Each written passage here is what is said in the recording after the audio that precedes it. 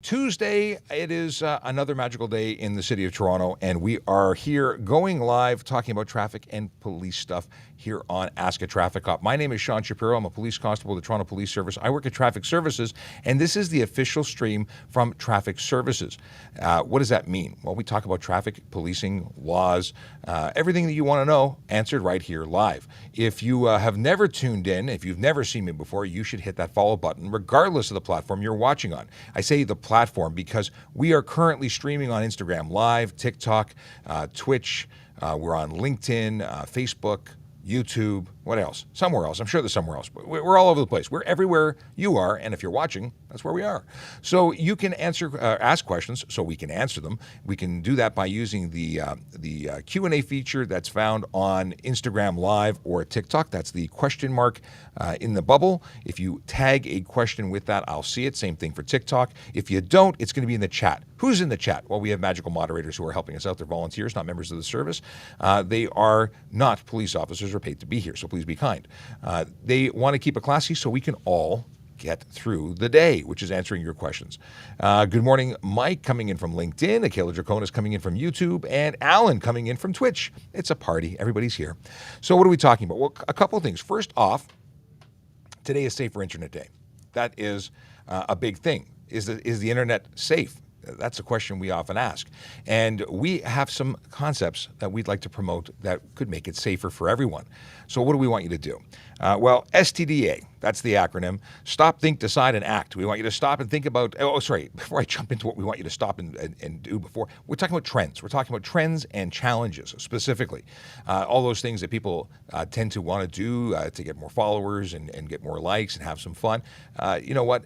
We just posted a video about it. We'll have it on all our platforms this morning, but we're asking people to employ the stop, think, decide, and act principle, which is to stop and think about whether it's safe, dangerous, or illegal before jumping into it. If you think about it and you make a decision, you're making an informed decision. If you need help, reach out to a friend or trusted person that you know. Look up online, see what's going on. Ultimately, you have to make a decision if you're going to do it or not, and whether you think it's safe or not. That's only something you can do. Once you made that decision, act. Either do it or report it if it's something you think is a concern. And you know what? If it's something that's really dangerous, you should probably let the police know, because there's stuff that people are doing that could put themselves in harm's way. That's it on that. Other than we'll be talking about it later. That's it for now. Okay, Vision Zero. Vision Zero enforcement team is out and about in our city. They are making the streets safer through enforcement. They're in 31 and 53 divisions. So where is that? Well, if we look at, let's see here. We're going to look at, why do I have the wrong division up? Something's going on here. I have the wrong division up. Okay, so we have south of Wilson. Let's see, Steeles to south of Wilson, Kiel to Humberview. This is 3153 division. Do you know where you are? Do you know what your division is? This is a big discussion we always have about. Is it easier to determine where you are based on your neighborhood name? How would you like us to tell you where we're going to be? That's a good question. I want to make sure that we're giving it to you in a way that makes sense for everyone who's watching. Let's see here. I want to talk about the fact that Division Zero enforcement team is out there changing behaviors. They are issuing tickets for offenses, and those offenses that they focus on are leading to serious injury and death. So what are those behaviors? That's speeding, aggressive driving. That's distracted driving. That's impaired driving. Those behaviors put people in harm's way. Other drivers, yourself, as well as pedestrians and vulnerable road users. So that is the deal. Ryan Pinn comes in, says good morning. Big Jeff Fresh, hey, long time no see, coming in from YouTube. Good morning to you, sir. Okay. We have about 500 people in the room, and that's fantastic. It's Tuesday with 500 people. Where would you rather be? And we have folks coming in from all different platforms, Facebook, YouTube, Twitch. It's great. So we've got good morning messages from Will. How you doing, Will? Can a TTC bus driver get a speeding ticket? That's a question coming in from, is it KPI? Sure you can. Anybody operating a motor vehicle on the highway can get a speeding ticket. There is no exemption for anyone other than police, fire, and ambulance. Those that are operating police vehicles, fire apparatus or ambulances are permitted legally to exceed the speed limit as long as they're in the lawful execution of their duties. And there's different specifications for different vehicles. For instance, fire and ambulance have to be going to a call or be transporting a patient, whereas police have a little more room to breathe because they're doing other things. They're doing enforcement in addition to running to emergency calls. Okay. What is this? I guess, if you're downshifting and not braking and you get rear-ended, who's at fault? Well, if you're downshifting, if you're slowing down, you need to signal that you're slowing down by activating your brake lights. So simply, aggressively slowing down through gearing down puts you in a liability situation. You have to notify the people behind you that you're braking, that you're slowing down. So you'd still be responsible. Now, the person, you have shared responsibility, and it depends if it's provable, because ultimately the vehicle who's following you needs to be paying attention as well. But if they had a dash cam that says you never had brake lights active, it could get complicated. But dash cams are a big deal. Have a dash cam. They help out a lot. Let's see here. How many max demerits transfer from another province? I don't know. That would be a great Ministry of Transportation question to see whether or not that would apply. And Johnny Preston from Peel says hello. Hello back. Okay. What have we got here? Even if you drive stick, can you? So the question is a follow-up question to the question about slowing down. Yeah, if you're slowing down significantly, if you're not notifying, just like signaling a turn, you have to notify drivers what you're doing. That's why you put a hand signal on a bicycle. It's the same thing. You got to let people know. So you should be activating your brake lights when you are significantly slowing down. Not when you're just downshifting, but slowing down. Okay. Are underglows illegal? They're not specifically illegal, but they could contravene other laws. So that's a thing. Okay.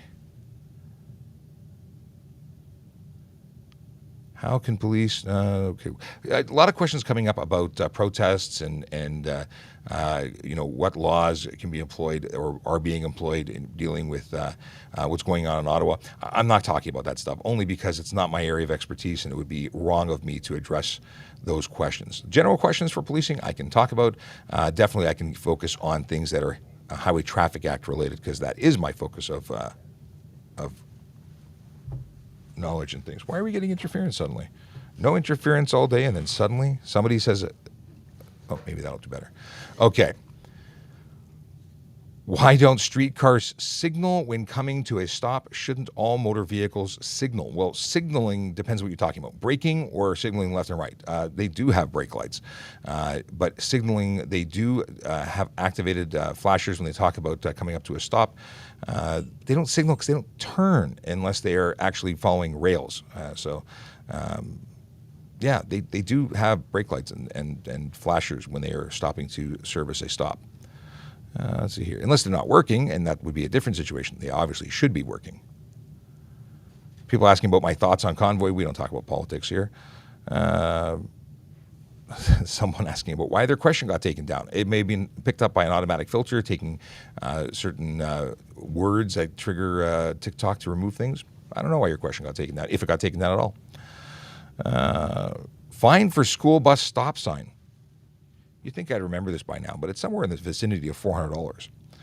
Let's have a look-see, shall we? I'll double-check. Because if I look at it for another 200 times, I'll probably remember it eventually. I hope everyone's doing well, by the way. Today is nice out. It was not cold. Where are you guys watching from? I want to know, is it hot, cold? Otherwise, let us know in the comments. And let's see here. Why am I not finding what I'm looking for? Here we go.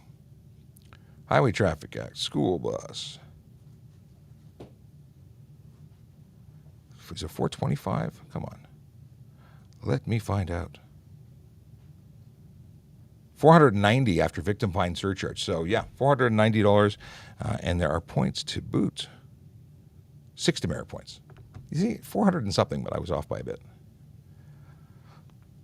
Okay. So I tinted my windshield. Will I get pulled over? I can't answer that. You are definitely eligible to be pulled over. You're definitely breaking the rules. Your vehicle is unsafe, and not only should you get a ticket, you should have your license plate seized and your vehicle forced to go for a safety. It is unsafe. It is against the law in Ontario. I don't know where you're coming in from, but could have different laws elsewhere. And Dexter's coming in from London. Awesome.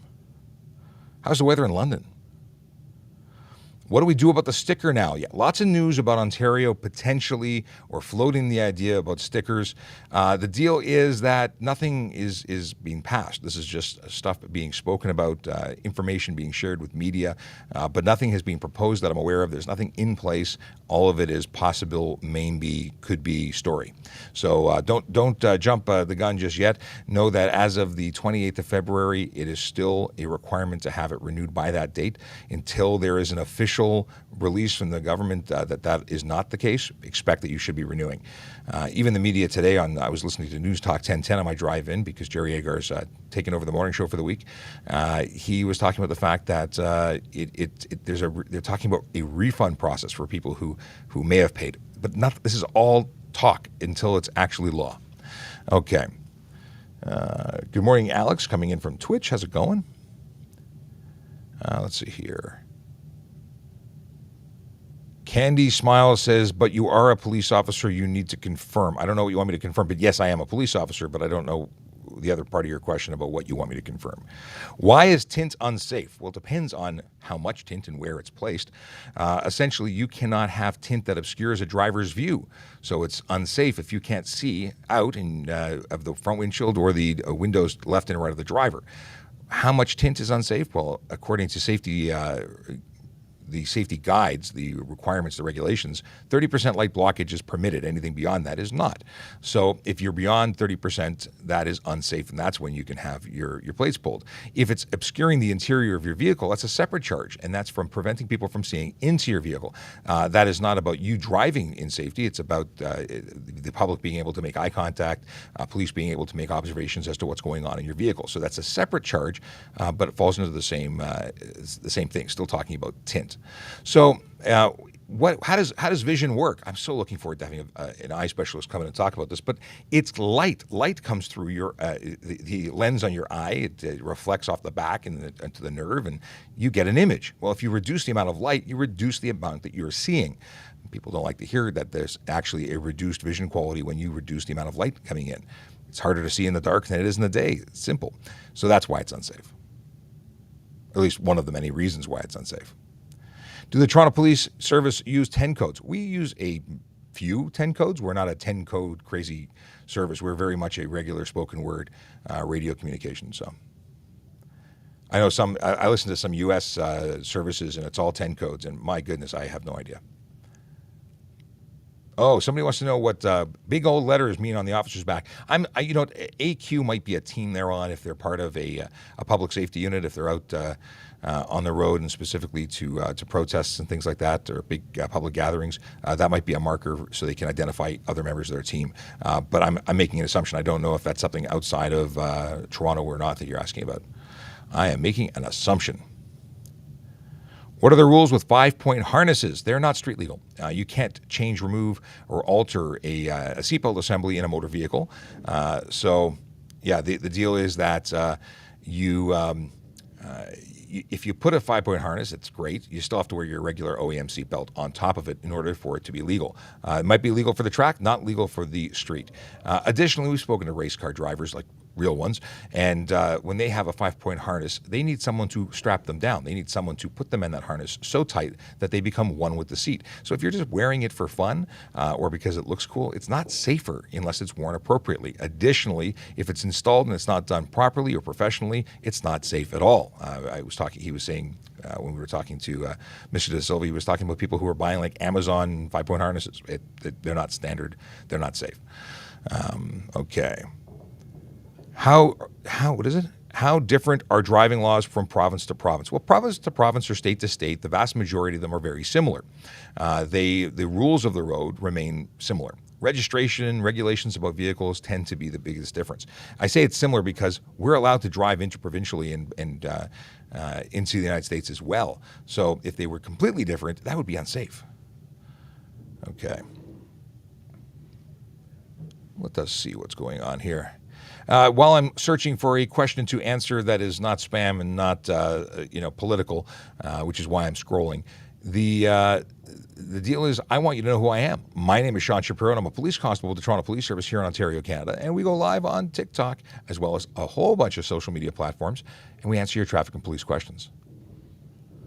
Alex wants to know, how can the United States verify that your driver's license is legitimate? Well, just like we can verify that an American license is legitimate, we can do the other way around as well.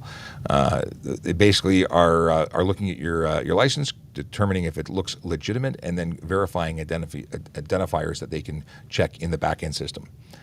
Let's see here.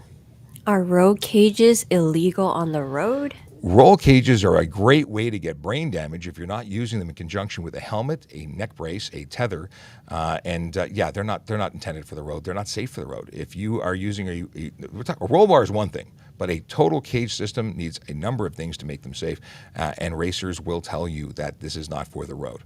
If you have a track car, use it for the track. If you have a road car, use it for the road. But start mixing the two together, and you're looking for an unsafe situation. Let's see here. How long can I drive an unregistered vehicle? Well, the only way to have an unregistered vehicle is if you've put plates on it, and plates from another vehicle that is no longer on the road, so plates that are unattached from a previous vehicle that and you have insurance on that vehicle, and then you have a couple of days, I believe 6 in total, to get it registered. If it was closed, you could be the maximum 6 days, but that's really not ideal. You can't continue to drive with an unregistered vehicle for any length of time beyond that. You have 6 days to register your vehicle. Army Vet Gaming coming in with a good morning. How's it going? Yeah, the deal is that unregistered vehicles haven't necessarily been safety. Oh, by the way, you have to have your safety in order to drive that. You can't just drive around without it. Let's see here. Obviously, an unsafe vehicle still can be taken off the road. There's all sorts of issues with that. Should I renew my my license plate sticker or wait? To be lawful, you need to have it renewed by the 28th of February. Until new laws come in saying that you don't need to, rumors and news from the radio are not sufficient as a defense in court. Let's see here. Are there women now on horse and motorcycle divisions?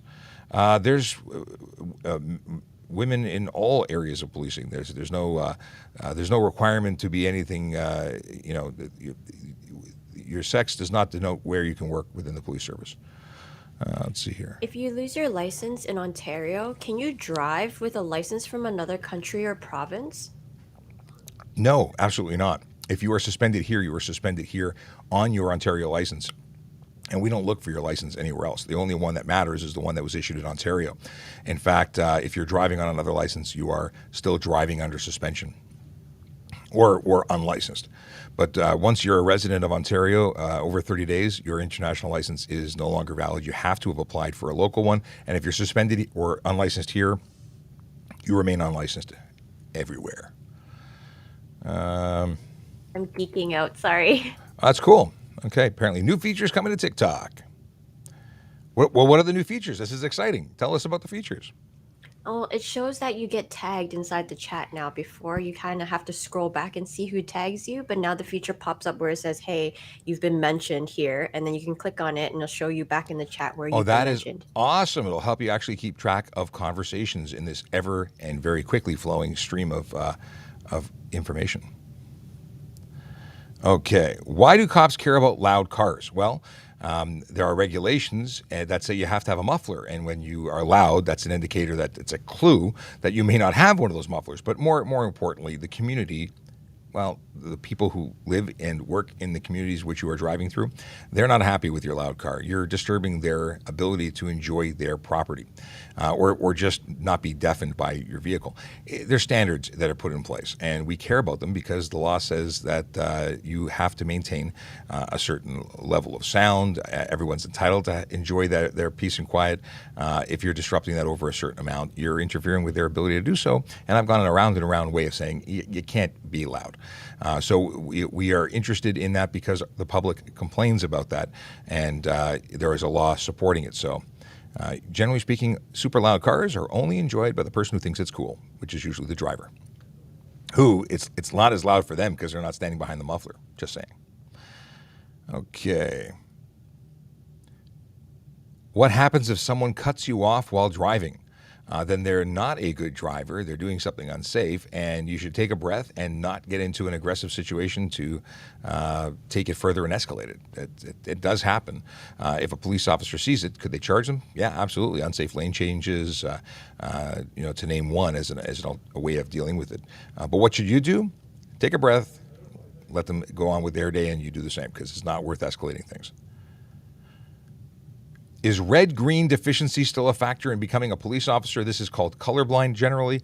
Yeah, if you are if you are not able to pass the eye test that requires that you are not colorblind, that could be a situation where you must not be colorblind or colorblind. Yeah, I don't know what the proper terminology is.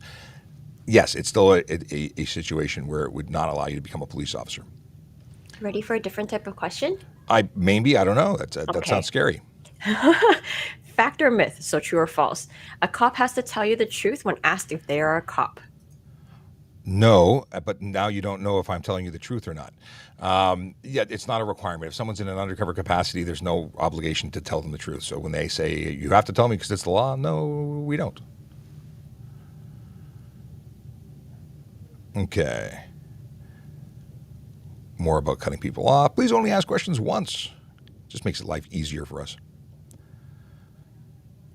Frames around plates, when and why it illegal?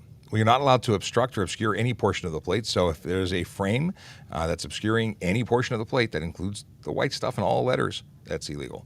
If you put a cover that's tinted, clear, anything, it's illegal. You can't put anything on your plate. Yesterday, I think it was yesterday, Sergeant Campbell was talking about reasonable. What's reasonable? Well, if you're to the front of your vehicle and you're protecting against stone chips, he says, well, it could be reasonable. And as long as you're displaying that plate and it's clearly visible, you may not get into any issues. But in the rear, there's absolutely no excuse for having any plate covers or frames. And frankly, if you're talking about stuff like dealership advertising that comes with your car when you pick it up, why would you want to give free advertising to anybody? Also, it's illegal for you, not for them. You're the ones who can get the ticket. Now, is it the focus of what we do every day? Certainly not. We're all about safety. But could you also be charged for that? Absolutely, especially if it makes your plate illegible or difficult to read in any way, shape, or form. But you know what else is illegal? Having snow and dirt on your license plate. If you are obstructing or obscuring the ability for us to read your license plate easily, that's against the law. Check. So when you wash your windows, when you just clear the snow, clear the goobers off your plate. Your license plate needs to be clear and visible. And we understand that when you're driving, that is something that will get accumulation of grime, but that's why you have to clean it regularly. Also, peeling plates. If your plates are not in good condition, if they're not the way they are supposed to be from factory, if they are damaged, you got to get them replaced. You can be charged for a $110 fine for not having a legible plate. And if you have it replaced within the 5-year warranty, it's no cost. If it's beyond that, it might be $52. If you have B series plates, which are known to be defective, they've been replacing those well and beyond the 5-year warranty. Okay, we talked about 10 codes already. What are the tint on laws? Well, since we're on license plates, let's go with this one first. Bicycle racks obstruct plates. How is this legal? Well, it's not. You can't obstruct your plate. And just because you have a bicycle rack that is holding a bicycle, there is not an exemption for the law. Now, does that mean we pull everybody over with a bicycle rack and give them a ticket? No. Could we? Sure. It's certainly a possibility that you could be. Now, if you're driving in such a way that you are drawing attention to yourself and you happen to have a bike rack, you might get 2 tickets that day. Big Jeff Fresh says, I've recently taken to the practice of cleaning my headlights, taillights, and plates with the squeegee when I gas up every week. That's exactly what I do, but I do it in addition with when I clear the snow off my car. I'll take a chunk of snow as I'm clearing, and I'll use it to wipe it with my snow brush and try and get it as clean as possible before I hit the road. But that's a great practice of making it a regular routine. Let's see here. Here's an internet safety question, sir. Let's go. Okay. If I receive internet threats or if I get bullied online, how would you suggest one approaches it, and how do you file a report? So certainly if it's something that's a comment, a troll, a bully, you can certainly just block them. That's probably the best way to go. Block or ignore, because doing anything in terms of engaging will just escalate the matter and give them what they want, which is basically the satisfaction of knowing they've upset you. So ignoring it is probably the best way to go. Now, if it's something that is really a problem or something that you think requires police intervention and it doesn't stop no matter how much you try, whatever the case may be, whatever your personal threshold of what's not okay is, then you know what, you can report it to the police service that you where you live, and there's nothing wrong with that. Your safety is important. So if it's something that you can't handle by way of simply ignoring or blocking, take it to the next level, get the authorities involved, and at very least, they'll tell you what the next steps are. Okay. We talked about stickers, so I don't need to go over that again. We talked about weather briefly, but I want to talk about it again because it's been nice and mild, and there's been a lot of melting. So what happens when we have melting snow and ice is that sometimes the weather changes. And when it changes abruptly, we get freezing points. We get lots of ice patches. And you know what? What was nice 5 minutes ago is suddenly very slippery and dangerous. So just a reminder, it may look nice outside, but it could also turn into dangerous or risky driving conditions very quickly. So please drive appropriately for the road and, slow down. Slow down. There's no reason to go quick. Back on that bike rack question, can you zip tie your plates to the back of the bike rack then? Absolutely. Relocating your license plates is a perfect solution, except for one thing. Driving at night. You have to illuminate your rear plates, so if you're taking your bicycle rack and zip tying it to the back, you need to include some form of illumination because you have to have illuminated rear plates. Okay. What are the hours of darkness? Well, it depends on what time zone you're in and what day, what lunar cycle. I don't know. It's not based on hours of the day. It's based on hours before and after sunrise and sunset. So essentially, you need to have your headlighting system on half an hour before sundown and up till a half an hour after sunrise. That's the deal. I didn't make the rules. Let's see here. February 28th, vehicle on temp sticker allowed, yes or no? So temporary stickers, 10-day permits, are not extended. That's a 10-day permit. It's only entitled or imposed or provided to give you 10 days. It doesn't fall into the category of the extension. Okay.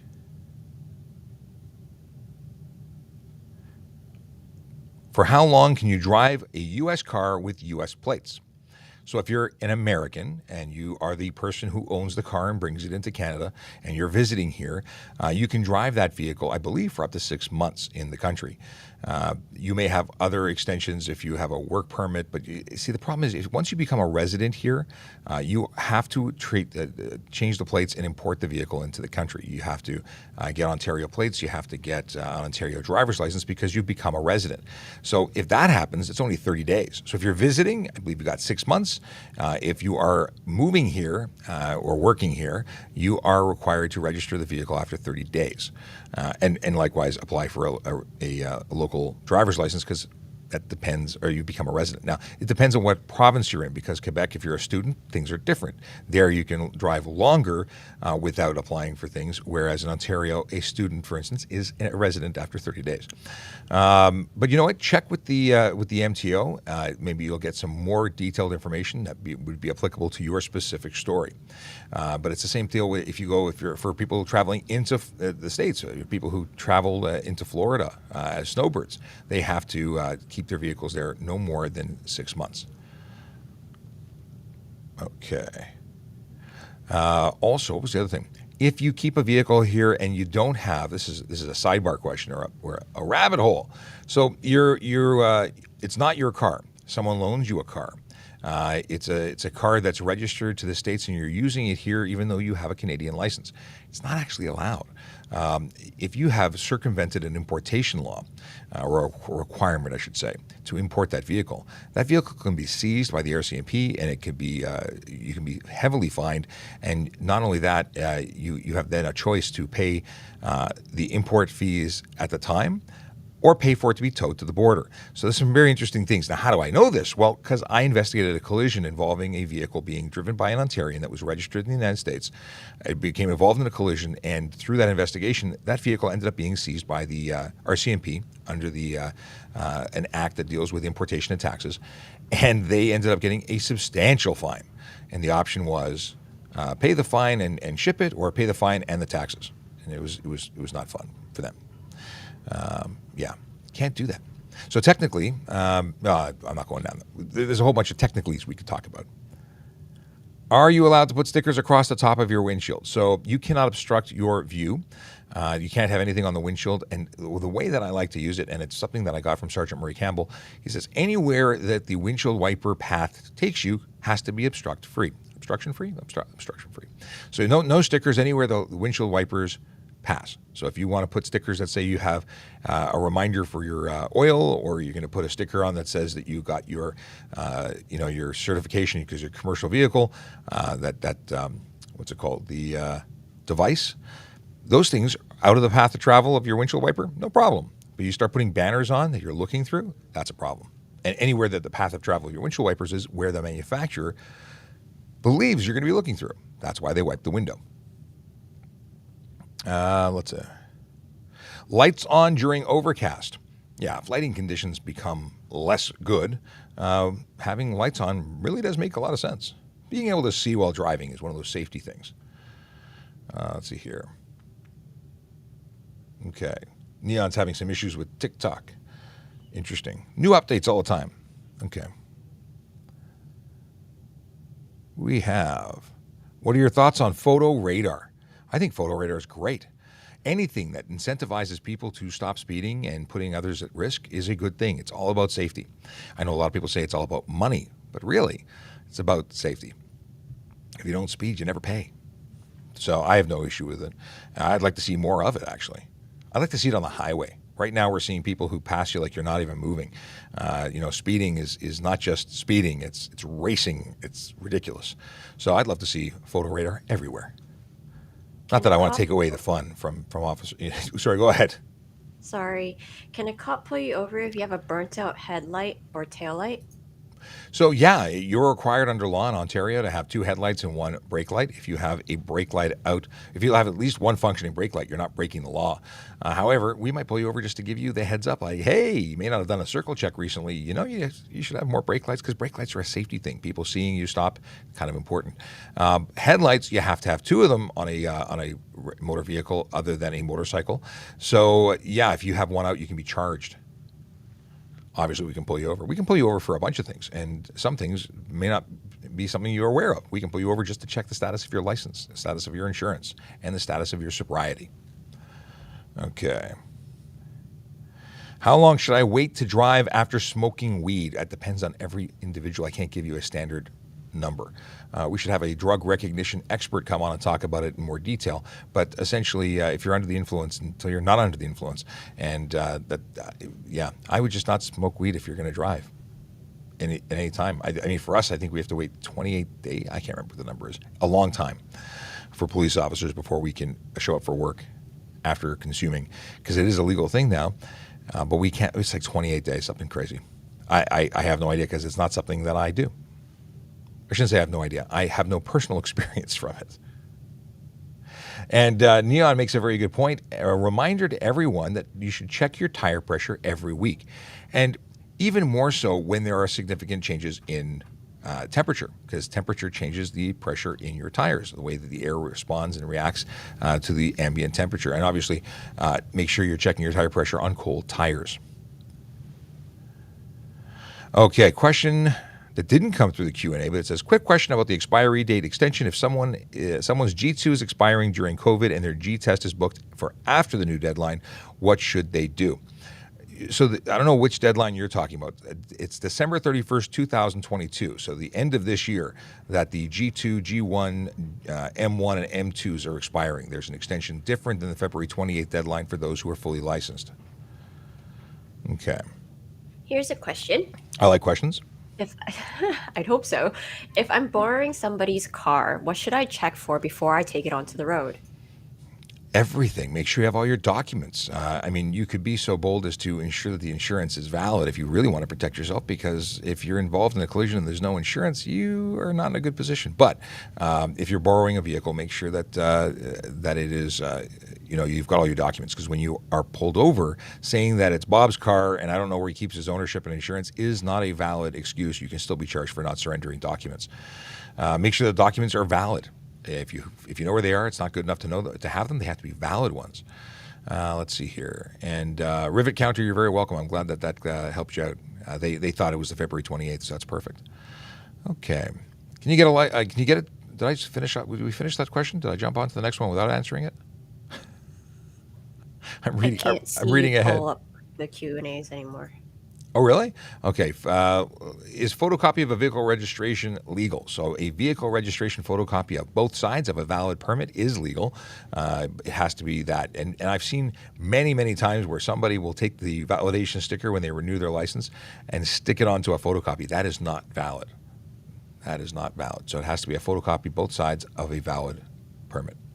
Does the speed limit start at the sign or when the sign is in view? It starts at the sign. If it says begins here, that's where it begins. If you see it in view and it doesn't have a begins here, that means it's already in effect. It is a very clear delineation as to that. I don't hear anybody. I don't know what you're talking about. You hear somebody? Q says she hears a voice in the background. I don't hear anybody.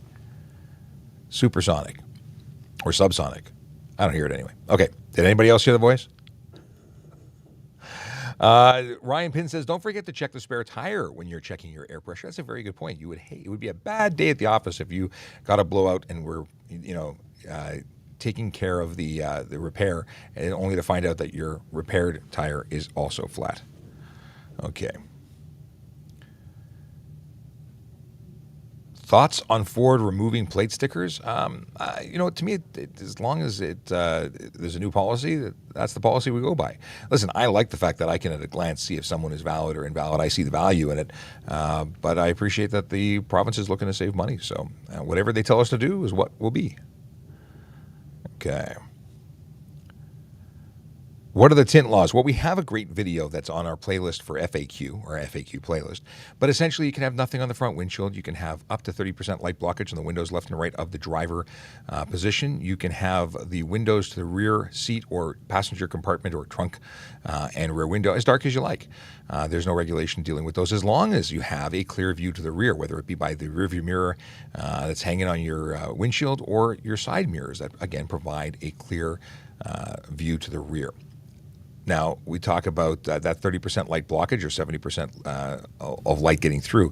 Does that prevent you from getting any other tickets? Well, you could still get ticketed if you cannot see inside your vehicle for whatever reason, whether it's dark outside and you can't see the driver while you're driving around. That would suggest it's still too dark. You can't obscure the interior of your motor vehicle with a color coating or tinted coating. So you can't have tinted windows. But tinted. I said tinted. I meant reflective. There's those front windows can't be reflective. Okay. What is this? Can I drive the express toll routes with a U.S. plate? Which express toll routes? Like you're talking about the 407? If you do, they'll send you a bill. There's no exemption for American plates. And they have signs to that effect all over the place. Let's see here. Ryan Pinn says, when speeding up, keep the lower speed until you're in the higher speed zone. When reducing speed, you must be at the lower speed when entering the new speed zone. That's good advice. Yeah, where it says a new speed limit begins here, you should already have reduced your speed before you cross that sign. Don't decelerate after the sign because people get tickets for that. Let's see here. Yeah, Big Jeff Fresh confirming says, pretty sure the 407 says all non-Ontario plates will be billed. Yeah, they'll send you a bill in the mail. Okay. A lot of questions about truckers that are related to protests and things like that, and that's all political. It's not my area of expertise, so I won't be addressing it in this live stream or anywhere else for that matter. Can you get a ticket if your license plate is covered in dirt? Absolutely. You are obligated to keep that license plate clear and legible for anyone to see readily. So does that mean that if you drive 2 blocks through a mud patch, are you going to get pulled over and ticketed? Probably not, because the rest of your car will all look the same. But if it's something that's beyond, if it's dried mud, not recent accumulation, then you could be getting a ticket. You should be cleaning your license plates on a regular basis, like every time you get in the car, clear the snow or get gas and use the squeegee. Okay. Obviously, if you're not clearing the snow off your vehicle and that's obstructing the plates, that's a good ticket. What are your thoughts on automated speed tickets? I think we just covered that a few minutes ago. I'm all for it. Anything that slows people down and makes the road safer for everybody, I am a fan of. Okay. Can you tell people how to join on the highway? Do you mean like how do you enter the highway? Merge. I'm assuming that's what you meant, but join threw me for a loop. So yeah, you need to come up to a lawful speed and merge onto the highway. Hopefully you've gone to driving school, or you've been driving if you're driving on the highway, because obviously a G1 driver can't be on the highway without a legal or professional driving instructor, which are good to have, by the way. Okay. Law with cleaning the snow off your car or van. You need to do it. You need to clear the snow off of your windows.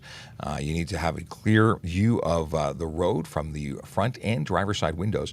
Now, when you get onto the hood and everywhere else, that's going to create an obstruction. You're responsible for everything that flies off your car. You've been transporting it, and I've been looking at the laws for insecure load, and I think there's an argument to lay that charge. Ultimately, you have to know that anything you do is something you're responsible for. You're responsible for your vehicle and all its movement, and again, things that fall off of your vehicle to cause damage to other vehicles. So I mentioned that video cameras, dash cams, really come in handy when there's damage created or related to another vehicle's movements. They capture things, and it's good for your protection. Best evidence. Okay. Can a Quebec police officer work in Ontario? So there's different standards. We go to a different school. I imagine, and I'm speculating here, you'd have to go to the Ontario Police College and get covered off. There might be some equivalency, and maybe Sergeant Campbell, who's close by, might have an answer about that. Well, we can say that Ontario police officers are police officers 24/7, 365 for the entire province of Ontario. I've had an occasion where I've had to give testimony outside the province for offences that happen here or outside the province, and we would have to be sworn in as peace officers within that province. So a Quebec police officer coming to Ontario would not be classified as a police officer unless previously sworn in to do that. See, I was thinking along the lines of somebody moving here and wanting to become a police officer if they were formerly employed by a Quebec police service, and that's where my answer was coming from. But if you're coming in for a special duty, I guess you get, like the people who work the Olympics, they fall under special authorities that are provided when they're working. Right. Somebody that has previous experience from Quebec as a police officer, although the provincial laws are different, but the federal laws are the same, the criminal code's the same, and they'd be classified as an experienced police officer coming in and given credit for that. And they may have to get local laws because some laws different, and they maybe get some additional training. Yeah, they would. They'd have to be able to be exempt from going to the Ontario Police College, and may just have to do training locally within the Toronto Police College to work with us. Can I drift in a snowy parking lot? So as of September 12th, 2021, drifting anywhere, private or on the road, is against the law. It's stunt driving. So doing that would cause or trigger stunt driving charges, a 14-day impound of your motor vehicle, and a 30-day driver's license suspension.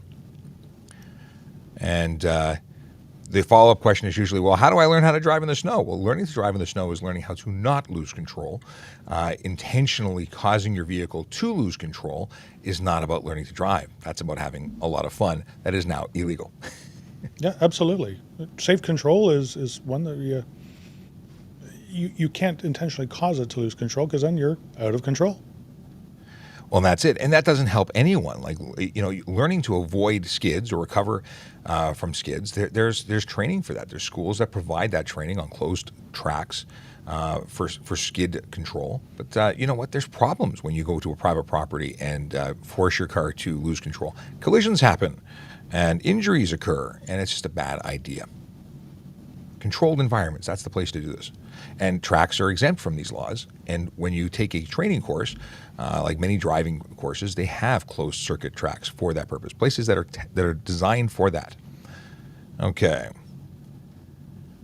Can I get a ticket for not wearing a seatbelt in a parking lot? I'm rephrasing that because that's not what I'm reading on screen, but that's what I think you mean.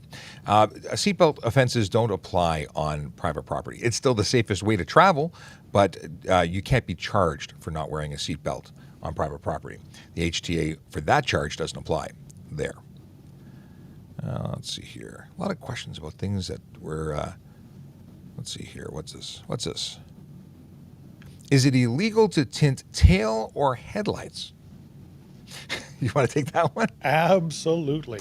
Plus, it doesn't make sense. Wouldn't you want to be able to see as far ahead of your vehicle in nighttime as you can? The lights are put on there, and they're spec'd to the Transport Canada specifications. And if you cover up any portion of it, it lowers the light output that's coming out of the front or the ability to see your vehicle from the rear.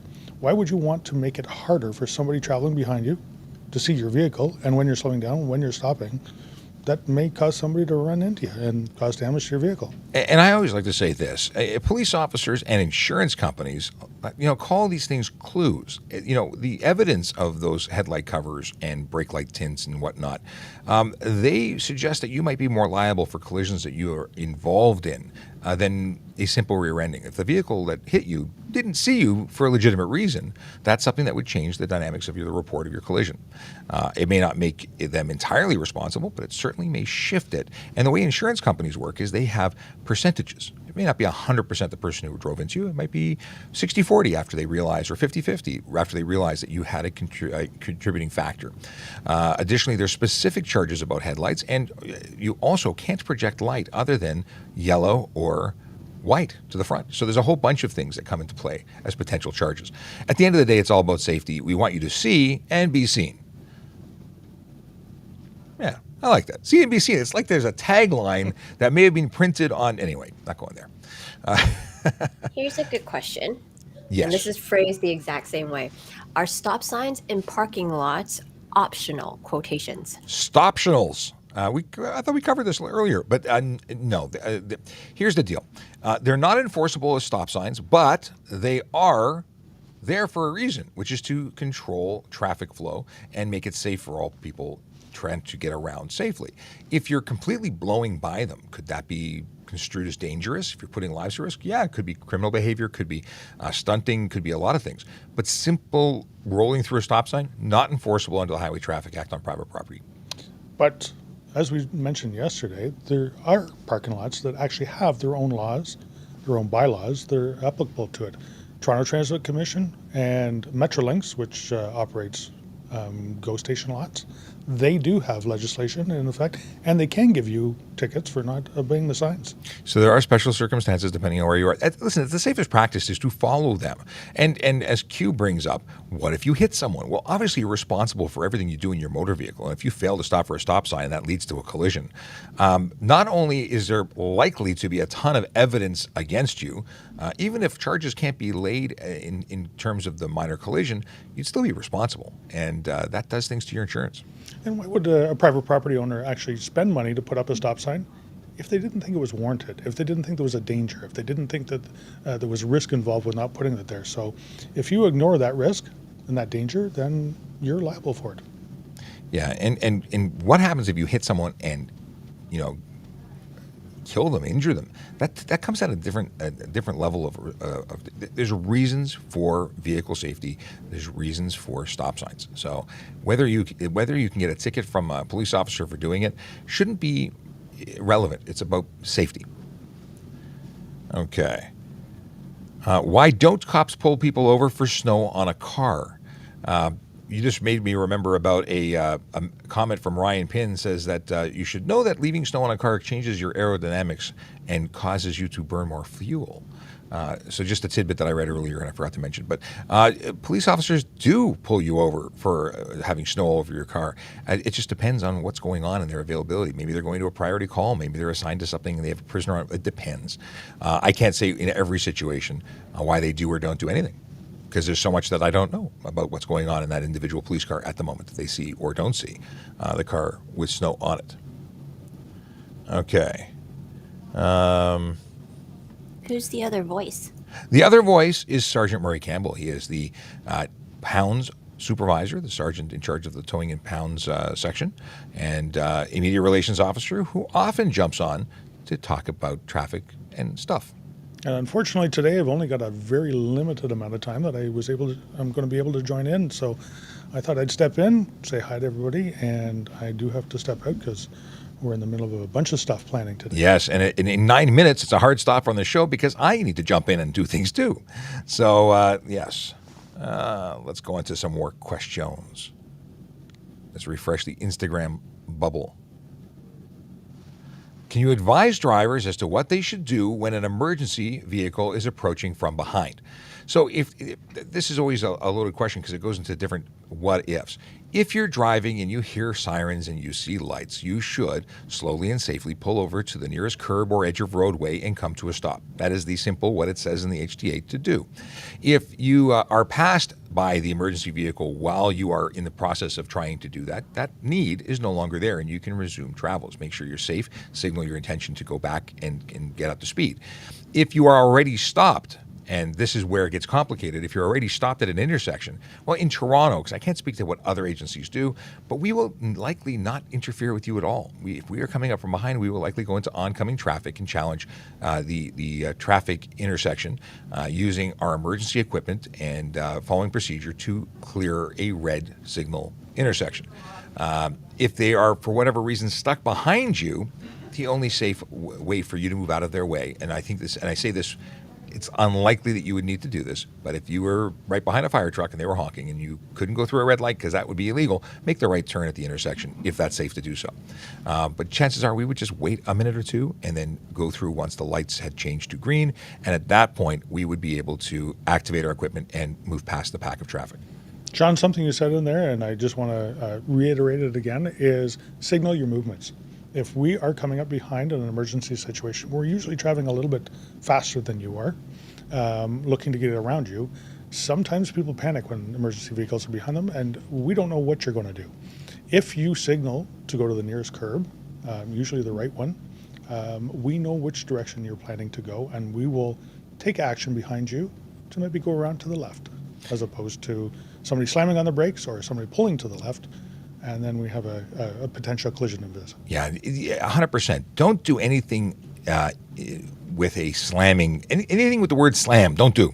Because very often people make a very abrupt changes in their direction or their speed, and because they assume we're there for them, we may just need to get past you. We may be going to help someone, and doing something that prevents us from moving or causes a collision with us is bad. It'll prevent people from getting the help they need, and obviously create a collision, but it's just unsafe. So please be careful when you're doing that.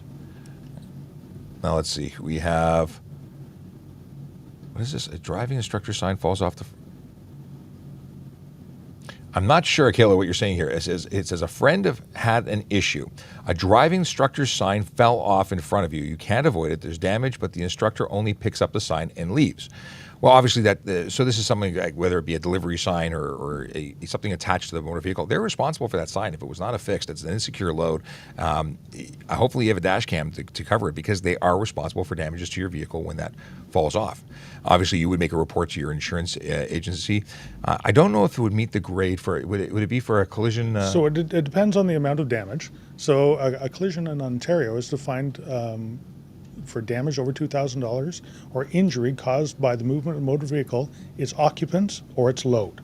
And if a sign on top of your car that is considered the load and it comes off and it damages your car and it meets the criteria, then it would qualify for a collision report to be done. If not, that driver is still responsible to give you the information, their driver's license information, their insurance information, and their vehicle information. It may not meet the police reporting threshold, but it's still a collision. And fail to remain if they don't, if they take off. Fail to remain, fail to report, fail to give required information. So even if it's below the standard, it would still be an offense at that point. Absolutely. So it's definitely reportable. It took me a second for the plinko to get to the right place, but yeah, it's fail to remain collision. It may not be reportable, but they are still required to do certain things, exchange information, and if they don't, then it's an offense. Right. Yeah, absolutely. Questions about, are we getting rid of stickers? That's discussion in the news, but nothing that has actually come into play as of yet. And just to remind anyone who's watching who doesn't know who I am, my name is Sean Shapiro. I'm a police constable with the Toronto Police Service, and joining me in your ears, but not on the screen, is Sergeant Murray Campbell. He is the towing and pound sergeant here at Traffic Services, and that's where we both work. We've already covered the tinting taillights and headlights. My dad was almost hit by kids doing donuts at Tim's, and this is exactly why it is against the law, why it is stunt driving, it is prohibited, and people do some really silly things and put others at risk. Not only could it be damaged, well, I don't know if he was a pedestrian or a vehicle at the time. I guess he wouldn't become a vehicle, but if he was in a vehicle or if he was a pedestrian at the time, it's just high risk, and that's exactly why it's against the laws. Let's see here. What purpose do stickers serve? Well, they're proof of validation. They're proof that the plates and fees related to the license plate and vehicle registration are up to date. And it allows officers or anyone making observations to have a visual inspection and indication as to whether or not it's valid or not. So it's very easy for a police officer driving behind a vehicle to look at that sticker from a distance and see the color combination and identify whether or not it's valid. And that's generally a good place to start an investigation for things like that. Yep. In Ontario, to get your sticker, you have to have valid insurance. So if you do not have valid sticker on there, that may be another avenue that maybe we want to pull you over for and investigate, that maybe you don't have insurance on your vehicle anymore. People want to know why I'm wearing a hearing aid. These are actually not hearing aids. These are headphones. These are simply Shure headphones that I use to listen to both my own voice to make sure that things are coming through and the levels are good. And when I have guests coming in, or when I have a Q who can speak and you can hear, so I can hear her too. And when Sergeant Campbell's speaking, I hear him through here. But not hearing aids, although I like their funky way of wearing it. They're very comfortable, and that's why I like these in-ear monitors. Thanks for asking. And they're blue. I like the blue ones. It's very policey. Okay. Do we need the original ownership in the car or a copy? A true copy, which means a photocopy of both sides of the document, and the original document that it's a copy of must be valid. So you can't have a photocopy of an expired permit, nor can you validate with a sticker the photocopy. You have to have an original that is valid, a copy of that one. So make sure you check and change and keep them up to date. And it's a great idea to leave a photocopy as opposed to an original in your vehicle. Don't leave originals anywhere. You don't want people getting a hold of that and forging your signature and selling your car. It's a bad thing. Bad thing. Okay. Renewed my driver's license online in January, but it didn't come yet. They usually have about a month. Keep an eye out for the mail. If you don't get it in a reasonable amount of time, check with the ministry, make sure it was shipped. At very least, you may have to notify that it may have been lost in the mail, and things happen. So keep an eye, give it a few more days, and ultimately, amazingly, it'll probably show up in the mail today because you mentioned it. Let's see here. I'm a transport driver and people join at 50. Are you talking about joining transport or join police service? I don't know. I don't know what you meant by your question. What's wrong with BMW? Oh, this is a conversation. 1996 wants to know from Paul. What's wrong with? Okay, yeah, because sidebar question inside the comments. Are frames illegal to put around plates? Yeah.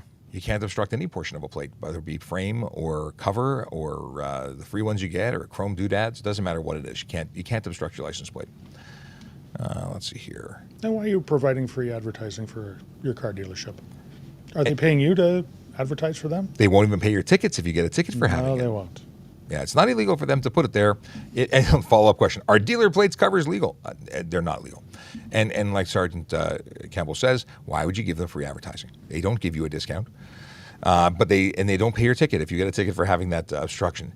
And some of them are just awful looking. So, and you know what? It does nothing for your plate. It does nothing for your car. Yeah, exactly. It doesn't protect any portion of it. It's just it's a frame on the outside. How long does a written warning stay on record? So warnings are police documents. We keep track of our interactions. If we issue a warning, it'll live in our system, but it doesn't affect your ministry. It just keeps track of what our interaction is. So that way, if we give you a ticket or a printed warning saying that you were speeding, next time you get a speeding ticket or you get stopped for speeding, chances are you're not getting another warning. But they don't go anywhere. We have to keep records for a long, long time. Let's see here. What a yellow license plate mean? So a yellow with black lettering in Ontario is a repair facility license plate. They used to be a dealership license plate until they separated them. So a dealership license plate now, which has certain restrictions on it, is a white background with red letters, and it says dealer on it. But the yellow background with black letters is just for repair facilities, and they're allowed to do certain things the dealerships are not, but they are also restricted from doing certain things as well. Like time of day driving, they have to be driving when the repair facility is open. They have to be doing it for the purpose of repairing the vehicle, maybe doing a road test, but nothing more than that. Which is very different than a dealership that has more freedom with their license plate use. Right, exactly. Is the G license still on pause? No, they're testing for G licenses. You can get test dates. There's even a reduced testing requirement when going from a G2 to G. They're getting rid of the duplication to make it about 30% faster to get more people through because they understand that there is a backlog. There was a question of why are different cars have different tint limits? They don't. It's a single standard across the board, save and except for one piece of information, and that is if your vehicle was manufactured 2016 or older, you're allowed to have a 3-inch sun strip across the top of the windshield. That's 3 inches or 75 millimeters from the top of the window up to the PS1 line, whatever happens first, and that's only for vehicles manufactured before 2017. 2017 and newer, you can have no tint on your front windshield. And I don't know, I'm not a big fan of these tint strips. They don't do anything for me. You know what? Back in the old days when the rake of the windshield was much longer, it could, save your eyes. Before sun visors in vehicles became standard features. The new vehicles, windshields are more straight up and down, new design. Yeah, it blocks more of what you can see. I wear sunglasses when I'm happy. As do I. Yeah. Something that generally comes after a tint strip question is, I have a medical reason that I need tint. Well, unfortunately, in Ontario, there's no medical exemption available for front windshield tint. There's no doctor's note that'll get it for you. You simply can't have it. I know different jurisdictions have different rules, and they may be legal there, but they are not legal here. And with that, we have to call it a day. It's 10:02. It's been a slice. Thanks for tuning in and spending time with us. We'll be back tomorrow from 9 a.m. to 10 a.m. But today is done. So have a great day. It's Safer Internet Day. Be safe out there. If you have questions, if you see something on the internet that doesn't look safe, doesn't look legal, report it to the platform that you're on. They have mechanisms in place to report these things, and you can use them. If it's really dangerous, if it's illegal, you might want to notify your local authorities. All the best, everyone. Stay safe, and we'll see you tomorrow. Have a great day. Bye.